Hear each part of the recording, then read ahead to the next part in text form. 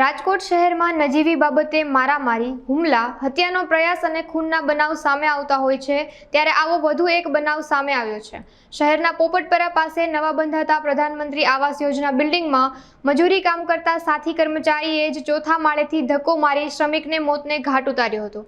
હત્યાના પ્રયાસને અકસ્માતમાં ખપાવવાનો પ્રયાસ કરવામાં આવ્યો હતો ત્યારે પોલીસ તપાસમાં હત્યા થયાનું સામે આવ્યું હતું। રનગર પોલીસ સ્ટેશનમાં ગઈ તારીખ 14 જુલાઈના રોજ એક અકસ્માત મોતનો બનાવ સામે આવેલો જાહેર થયો, જેમાં એક વ્યક્તિ છે પિન્ટુભાઈ, એમનું બિલ્ડિંગ ઉપરથી પડવાથી મૃત્યુ થયું।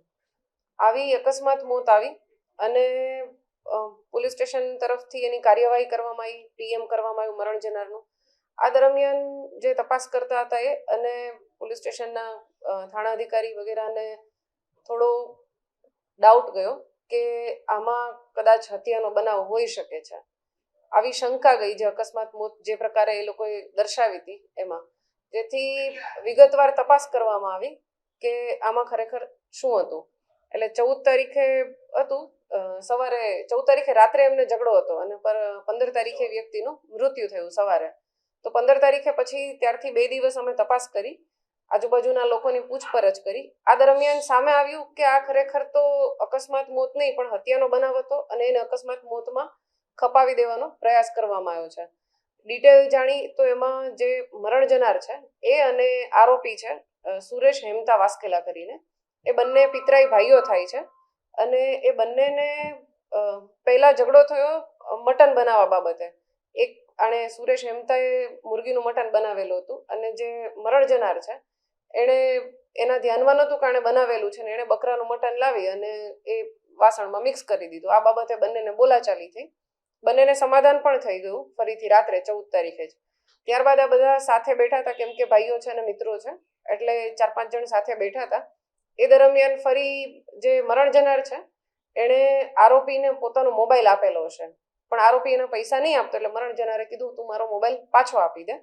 એટલે એ બાબતે ફરીથી ઝઘડો થયો અને બધાએ ફરીથી ટ્રાય કર્યો એને સમજાવવાની। તો આરોપી જે ચોથા માળે આ લોકો બેઠા હતા ત્યાંથી પહેલા નીચે ઉતર્યો, 3જા માળ સુધી ગયો અને પછી અચાનકથી પરત આવી, કોઈ ગુસ્સાના કારણે કે કોઈ પણ કારણે પરત આવી અને જે મરણ જનાર બેઠા હતા ચોથા માળે એની જે બિલ્ડિંગ છે એની પાળી પાસે, તો એણે ત્યાંથી ધક્કો મારી અને એને નીચે પાડી દીધા, જેના કારણે આ જે મરણ જનાર છે એનું મૃત્યુ થયું।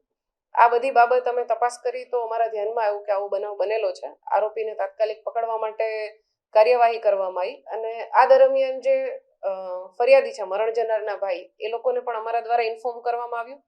આ દરમિયાન એમને પણ આ બાબતે જાણ થઈ કે ખરેખર આવો બનાવ બનેલો છે, એટલે એ લોકો અંતિમ વિધિ કરી અને ગઈ તારીખ 18 તારીખે ફરિયાદ કરવા આવેલા હતા। એમની ફરિયાદ દાખલ કરવામાં આવેલી છે। જે આરોપી છે એના અમે 3 દિવસના રિમાન્ડ પણ મેળવેલા છે। આજે પીએમ રિપોર્ટ કરવામાં આવ્યો છે, પીએમ નોટ હજી આવવાની પેન્ડિંગ છે અને જે પ્રાઇમરી પીએમનું જે મૃત્યુનું કારણ આવ્યું છે એમાં એવું છે કે ઉપરથી પડી જવાથી મૃત્યુ થયું છે। એટલે હવે અમે અમારા દ્વારા તપાસ કરીને જે વધુ પુરાવા મળે એ પુરાવા મેળવી અને ચાર્જશીટ કરશું। આ જે બાંધકામ છે એ આવાસ યોજનાના બિલ્ડિંગ બની રહ્યું હતું અને એનું બાંધકામ આ બધા કરી રહ્યા હતા એટલે એના મજૂરી। આ જે આરોપી અને મરણ જનાર જે છે એ બધા એમપીના અલીરાજપુરના છે।